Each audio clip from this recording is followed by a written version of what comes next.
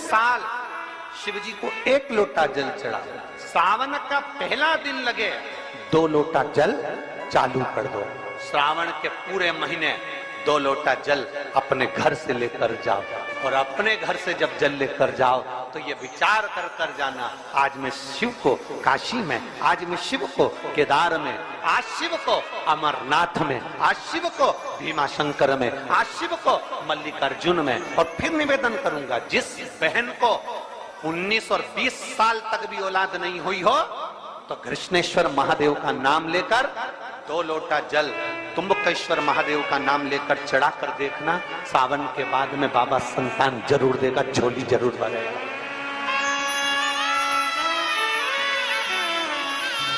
कहीं नहीं जाना,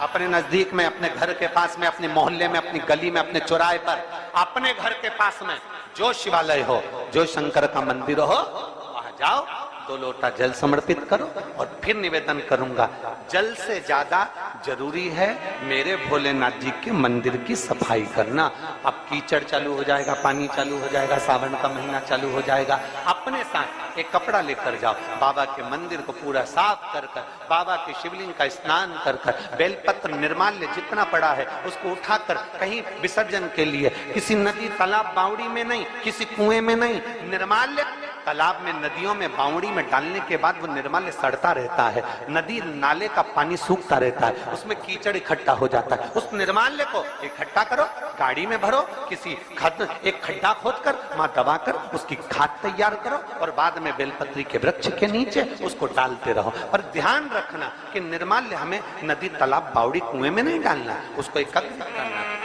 शिव के मंदिर की जितनी सफाई कर सकते हो, शंकर के मंदिर को जितना साफ कर सकते हो, शंकर के मंदिर को जितना निर्मल कर सकते हो, उतना करो। अपने मन में एक भाव बना लो, जैसे भगवान विष्णु ने एक भाव बनाया था, सावन के महीने में 108 कमल के पुष्प शंकर जी को दूंगा। पार्वती जी ने भाव बनाया था,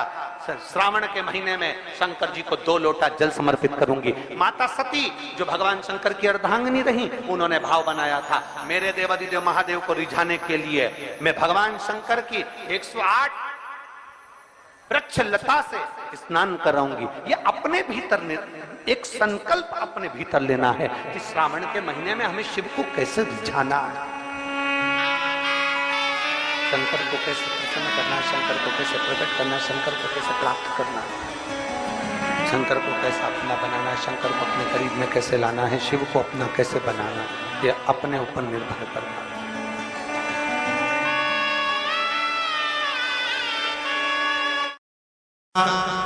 पहला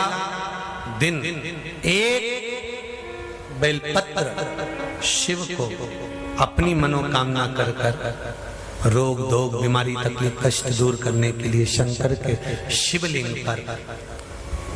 अगर बन सके तो मंदिर में, आप लोग तो यहाँ हैं तो देवादिदेव महादेव कंकर शंकर को चढ़ाओ, और अगर बेलपत्र नहीं हो तो बेलपत्र जो चढ़ी हुई हो उसी को धोकर वापिस चढ़ाओ। वापिस,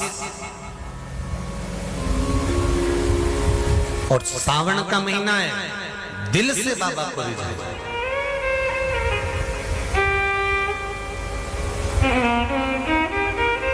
हम धर्म करने के चक्कर में, परमात्मा के भजन के चक्कर में किसी का अपमान ना करें। इसका सावन के महीने में 2 लोटा जल महादेव जी को चढ़ाने के लिए जाओ, तब